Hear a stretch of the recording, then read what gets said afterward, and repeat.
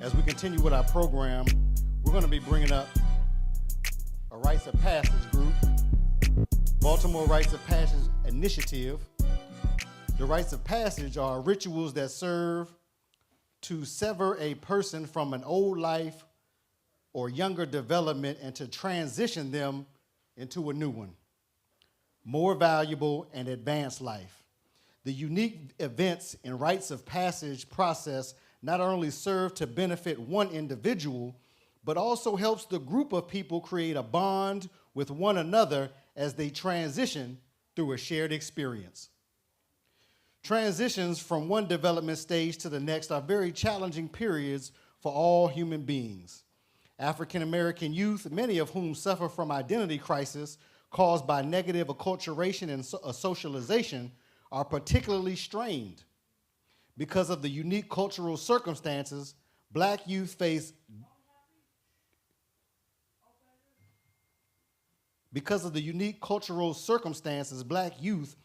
during critical transitional periods and the negative socio-cultural implications precipitated by these difficulties, youth development programs that serve black youth have been adding cultural paradigms to their existing programs or developing new cultural programs altogether, though at an infrequent and insistent clip.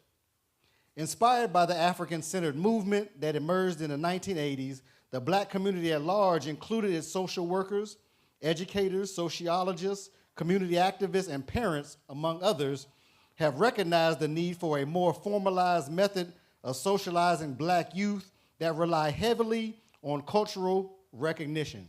So we're going to before I bring to the stage, if we can get the hallway straight, that we don't want too much movement, too much noise going on in the hallway.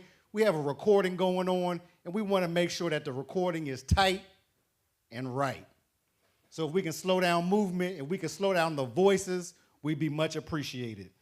So family and friends, brothers and sister community members, put your hands together. Our next presenters, Baltimore Rites of Passage Initiative.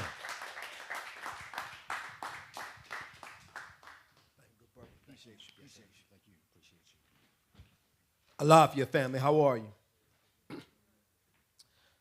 I'm Bobby Tumishe Holmes, licensed clinical social worker as well as mental health therapist serving black men and boys and families in Baltimore. I'm also a member of the advisory council for the Baltimore Rites of Passage Initiative. I'm here today with my good brother, Akindele. Akindele, introduce yourself. Go ahead, brother.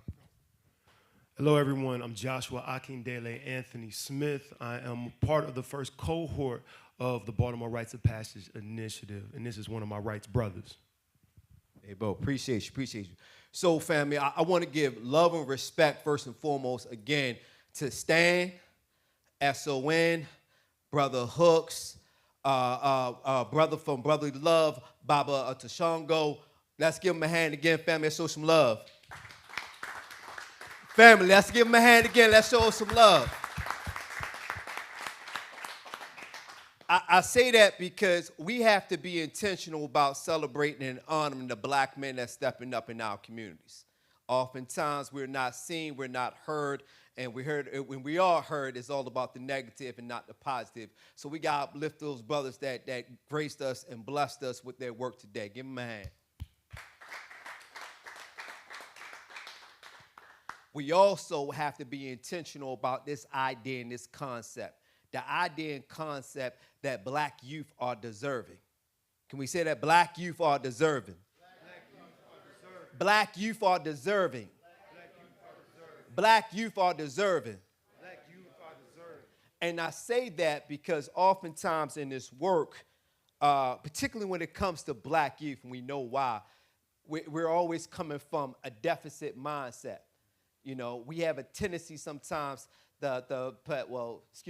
white supremacy has constructed an ideology that says, let's pathologize black youth, right? Let's address them as if they are a problem, when black youth are deserving of healthy development and support just like any other youth. You know, so I come from the perspective in Baltimore Rites of past initiative comes the perspective that we're not here to address a problem to correct black boys, but to contribute to their healthy development, right? It was back in 2022 where a collective of us got together. You know, as you heard from the bio, it was community-based practitioners, policy advocates, community organizers, social workers, et cetera, et cetera. A bunch of us got together and said, okay, let's create this platform. Let's create this organization that contributes to the healthy development of black men and boys in Baltimore. And this is very important. The creation of Baltimore Rights Initiative is very important because it was very unique, right, on how we were birthed. Because what's critical, as you heard before from everyone in here, funding is needed. You want the work to continue, you want the work to sustain, you have to support the work. And we have to fund our own freedom and get into practice, the continuation, as we always have done, funding our own freedom by supporting our own institutions, right? So with the creation of the Baltimore Rights to Passage Initiative, my good brothers, Sadiq, Kolade Ali, David Odutola Miller, as well as my good brother Davon Love, who spoke earlier today from Leaders of a Beautiful Struggle, came up with the idea of Baltimore Rights to Passage Initiative and getting us all together for this to form. But what they did that was so unique is they approached Baltimore City Youth Fund for the funding, for our seed funding to get us started. Baltimore City Youth Fund is very unique because it's one of the few government-ran programs that provides funding to community-based programs annually, right? And was very unique. It's one of the few, if I'm not mistaken, the only city in the country that pushed their city government to make sure youth funding was available. And Leaders of Beautiful Struggle, they're in the house today, give them a shout out, Leaders of Beautiful Struggle.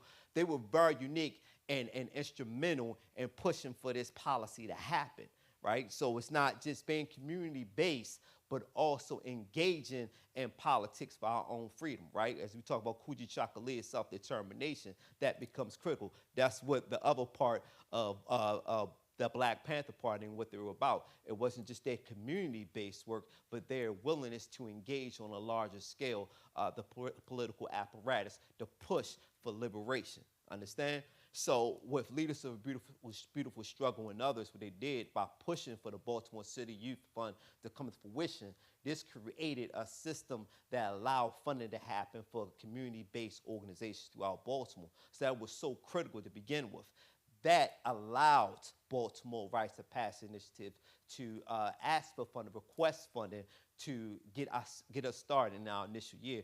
And we were grateful and we were thankful that we got $300,000, family, $300,000 from the Baltimore City Youth Fund to get us started. Give us a hand for that. Give us a hand for that. That was so critical and instrumental as we wanted to start our work back in 2022. So we got together. First slide, please.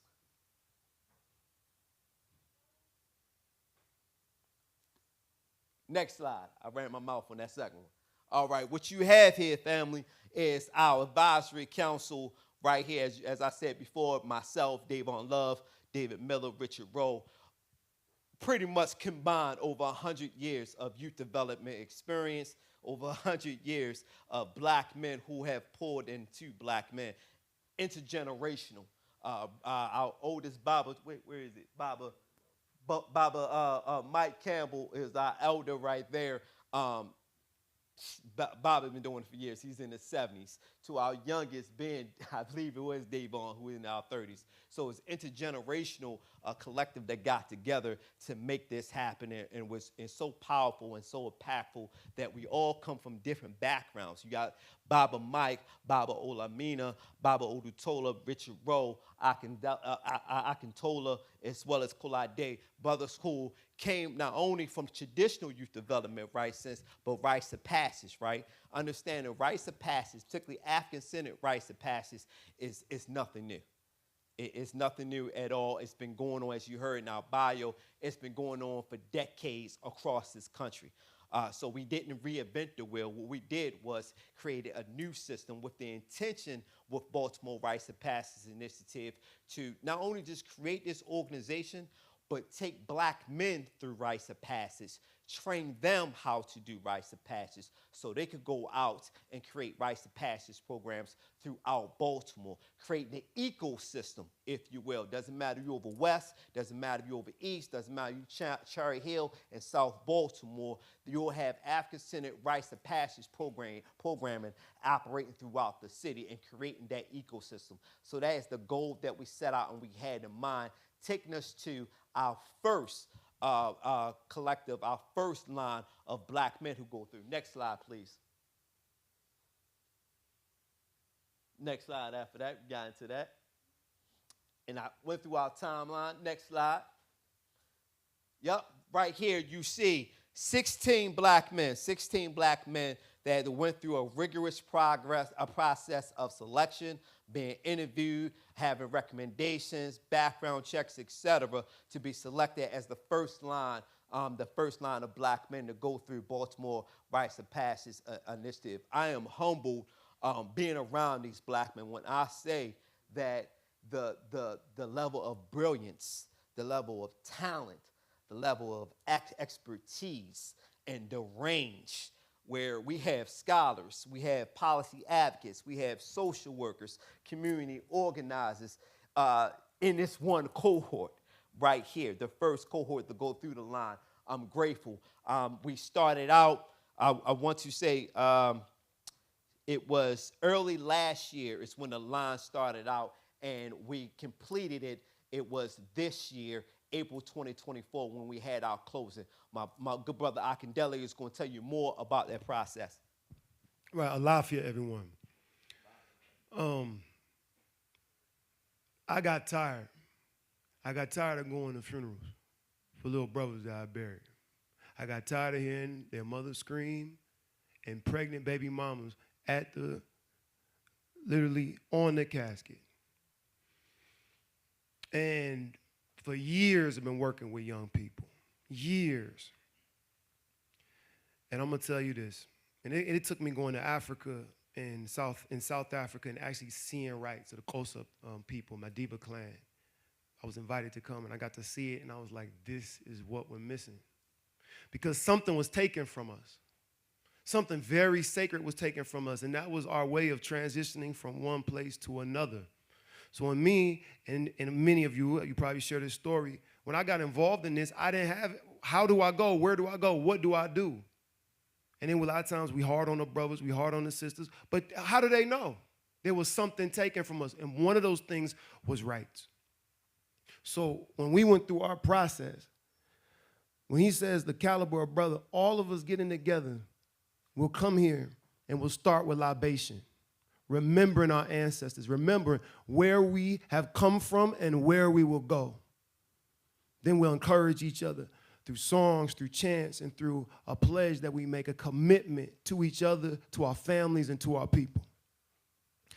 After that, we'll go through various different things, drumming, which was the most impactful for me personally, martial arts, and then we will have a special presenter that would come in and would talk to us about from mental health to our physical health to how to father, how to parent, what's going on with us personally, looking forward into a true African-centered framework of what it is, what this work entails. And then we would also go through some ritual as well. But we all come from different faith backgrounds, different backgrounds in general. But to cut a long story short, when I tell you that this is what I've been looking for like 40 years, and to sit with babas and brothers of all different ages to say we're here together to support ourselves in manhood so our men can support and be there with our sisters is the most beautiful thing, one of the most beautiful things I've ever experienced. Absolutely, folks, and I'm always saying that we have to be intentional about creating safe spaces for black men and boys. If we want black men and boys to show up in our families as well as our communities, show up as their whole selves and be emotionally and mentally and physically healthy, we have to be intentional about creating safe spaces for black men and boys. this brother right here and the rest of my brothers supported me through the toughest time of my life last year, going through Rites, and creating a space for me to commune with other black men, build with other black men, so we could go out and do the necessary work, pouring into black boys and showing up better for our families, as well as showing up better for our communities. So it was instrumental for us to go through this process together, to learn, to build, to commune, in order to for us to be our whole selves and be strengthened ourselves. Because we couldn't talk about doing it with our boys if we didn't go through it ourselves. So it was a very impactful process for me personally, coming in at a time that I really needed in my life, and that was transformational. Next slide for me, please. Keep going. So we were very instrumental. Like I said, we were very intentional at the very beginning, creating a plan for ourselves, a timeline for ourselves, exactly when we wanted to get done, and what we wanted to get done by certain deadlines, looking at our adult male rights groups to come through, then coming out, marketing, promoting, and then launching. So taking the first line through, the first line being Egbe, Agunjo B, Egbe being society. Agunjo B means the ancestor gave birth to us. That's our divine name that we receive, our African divine name that we received as a collective, as our first line to go through rites of passage. So being very intentional throughout this process of setting goals for ourselves, attainable goals for ourselves, and also measuring our success, having evaluators come in to see exactly how well did we do? How effective were we with the first line of black men to go through? What impact, what lessons did we learn from this process? Next slide, please. And so, like I said, the Egun Jobi, our line went through, and we had our closing ceremony in April of this year, April 2024. We immediately began the process of gearing up, preparing for our first line of boys, being responsible for the Egbe Egunjo B, being responsible for the facilitators for the new line of boys that was going to go through, that we're currently working with now. We're grateful and we're fortunate to launch our first line of boys to go through, started in June, if I'm not mistaken, right? June we started with the current cohort, and we had a rigorous interviewing process, interviewing not only the parent, but the boy as well, learning about the parent, learning about the boy. We were very intentional in letting parents know that rites of passage is not just about the child. It's about the family, and it's about the community as well, right?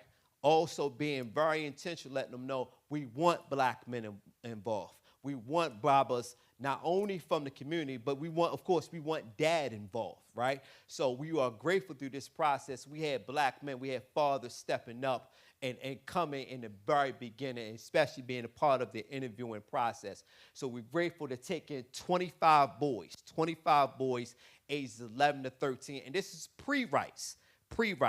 Traditionally, rites start a little bit older. As you heard from Baba, from Brotherly Love, his boys are older. So we wanted pre-rites, giving a foundation, right, for our boys ages 11 to 13, middle school age. So it's pre-rites, and teaching them the Guza Saba, right, those 7 principles from Kwanzaa, teaching these principles as a foundation for our boys, getting our boys to understand what does it mean to have brotherhood, getting our boys to understand what does umoja means, unity, what is the importance of ujima, what is the importance of having these values and teaching these values to our boys at an early age so they can internalize these values and practice these values in their everyday life. So throughout this process, being intentional about showing them what does umoja look like in real time. What does kujichakulia, self-determination, look like in real time?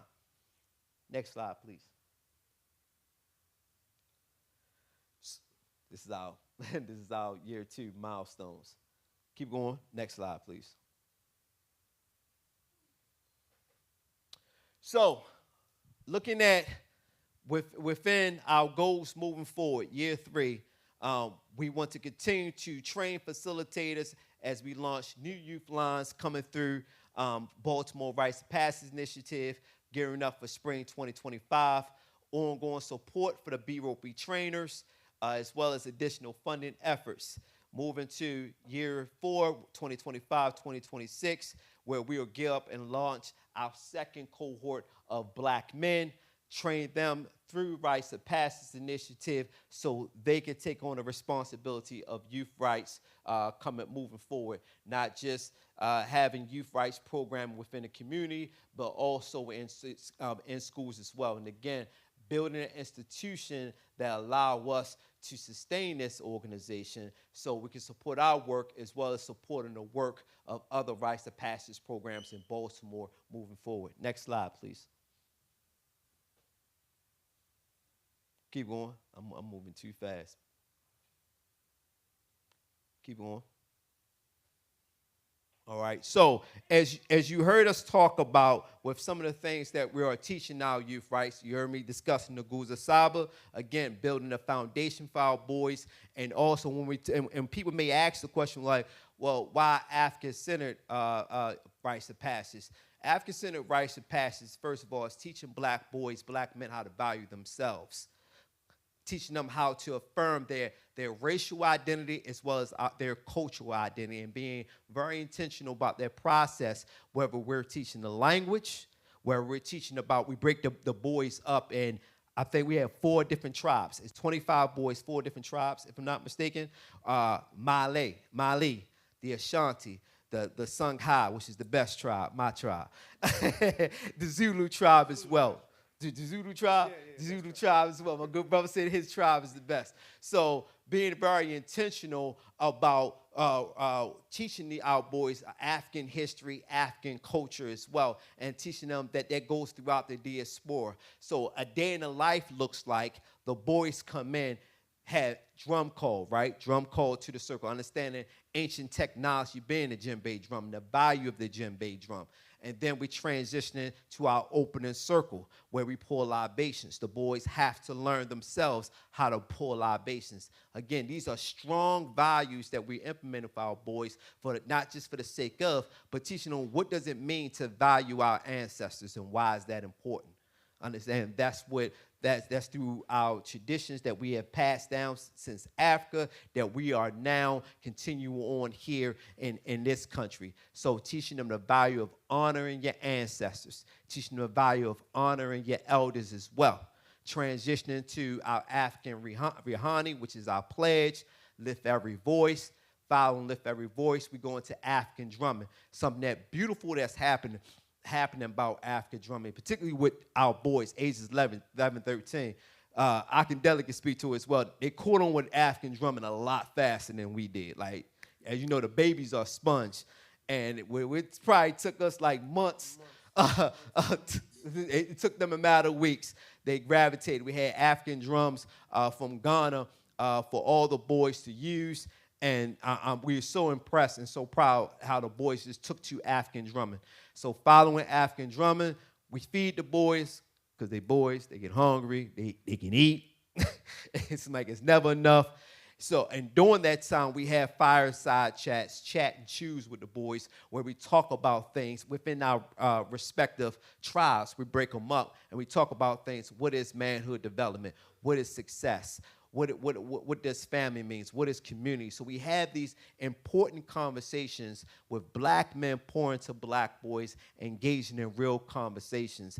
Then we go back to our general group where all the boys sit together and we have our workshops, and the boys learn about, financial literacy, manhood development, business. Again, going back to Nguza Saba, when we talk of Ujima, cooperative economics, when we talk of Ujima, collective work and responsibility, instilling these principles, these very important principles in our boys at a very early age. And then we close out, the boys go home. Unfortunately, we're tight on capacity as well as time, so we meet 2 Sundays out of the month for 2.5 hours. We also meet virtually where the boys have their lectures and their sessions, as well as we meet with the parents as well for their sessions. Am I forgetting anything? Good brother. Yes, sir. Yes, sir. So again, this work cannot sustain without your support. You can reach out to it. Say again. Rights of reincorporation as well. This work does not happen without you all. Next week, we're excited that we will have our closing ceremony for our boys, our first cohort. Thank you, appreciate y'all. First closing ceremony for our boys, which is next Saturday, October 5th. It's open to the community. You all can register, come out and support our boys. It's from 10 a.m. to 12 p.m. I'm definitely excited to see my baby brothers cross. I'm excited for us. It's our first line to take these boys through. So it's going to be a great time, not only for our boys and our families, but for our community as well. We're celebrating our boys as they make their steps towards manhood. And to support our work, you go to mentormddc.org/BROPI, Baltimore Rites of Passage Initiative, BROPI. You can support our work moving forward as we want to continue to build this institution up. But we cannot build this institution without your support. I'm going to close out. I'm definitely open. Brother, we got time for questions. If anyone has questions or comments, please share. And Madasi, appreciate you. Thank you. Put your hands together for our brothers at Baltimore Rites of Passage. Rites of Passage are a tremendous, necessary component that we have missing in our communities today. So I thank these brothers for their work. Do we have any questions for these brothers? I think we got some questions for you, brothers. Yes, ma'am. And stand up, please. Hi, my name is Candace Handy. I'm actually the COO at LBS, so I'm definitely excited to be here.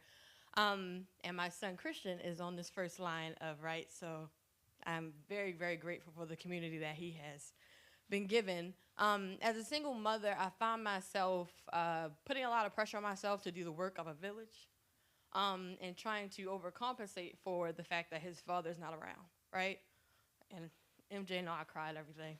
But so my question is for your organization as well as Brotherly Love, like these types of organizations, the concept of acknowledging the fact that as a mom, as a black woman, there are limitations to what I can do for my son, but also not wanting to be told to step back or be left out of the process of the development of him as a man. So I want to know about the ways that you all provide support and you can speak to this as well, support and resources for mothers and what role we can play in this process, because the concept of me just handing over my son is real hard for me, but also realizing that realistically there are limitations and there's certain things that I can't do because I'm not a black man. So I guess my question is, what resources do you provide to mothers and single mothers in particular who don't have fathers present at all in this process, but also like what role can we play? Because I don't want to just drop them off and pick them up. I want to be able to reinforce and uphold what is going on in these programs. Yeah, Bo. Thank you for that question. And I appreciate that question. I'm very serious about this as somebody, like I say, I'm a social worker, I'm a therapist. I've been working with black boys for years. You can't have a serious conversation about the healthy development of black boys without black women. I can't, we can't have a serious conversation because that's monumental to the healthy development of a black boy. I've been collaborating with black women and supporting them as they raise their children for years. So what I believe the beauty of Rites of Passage programs, whether it's B-Ropery or Brotherly Love, is you have a collective of black men that's serious and that's committed and that's responsible and willing to show up and support you. It's a collaborative effort.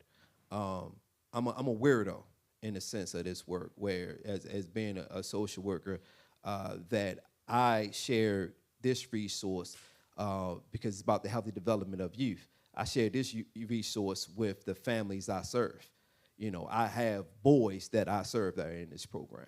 on a one-on-one, whether it's, individual therapy or family therapy. I have boys that I work. I'm very serious in understanding that it's no trick pony, and therapy is not enough for anybody. You need a holistic experience for your healthy development, and that's why I recommended this as a community-based resource, as Rites of Passage as a community-based resource. So building that relationship, I've taken phone calls and text messages from parents of boys that's in this line right now, because this is a village. This connect where it's nothing but a phone call or reach out or email, whatever, and say Baba Tumishe or Baba Akindele. Baba Akindele had boys from his school where he works as dean of students in Baltimore City. He has boys that are in the program, and he's constantly in conversations with the boys. They know when they see Baba coming down the hallway, he's a phone call away from dad. They can easily get on the phone and reach out to dad. So that's the beauty of Rites of Passage. It's a community, a collective of black men who are already doing the work, right? They've been vetted, that they are committed to this work, and we are connected already. And it's nothing, like I said, but a phone call and a text. It's a collaborative process. I'm constantly having conversations with parents and receiving text messages to figure out how can we support them outside this space. I'm take your question, Mama. Forgive me. I was just interested, when you first started, you told about the criteria for becoming, for participating in the Rites of Passage. And one of the criteria you mentioned was background. As a formerly incarcerated person, I know when I hear background, it tends to create limitations.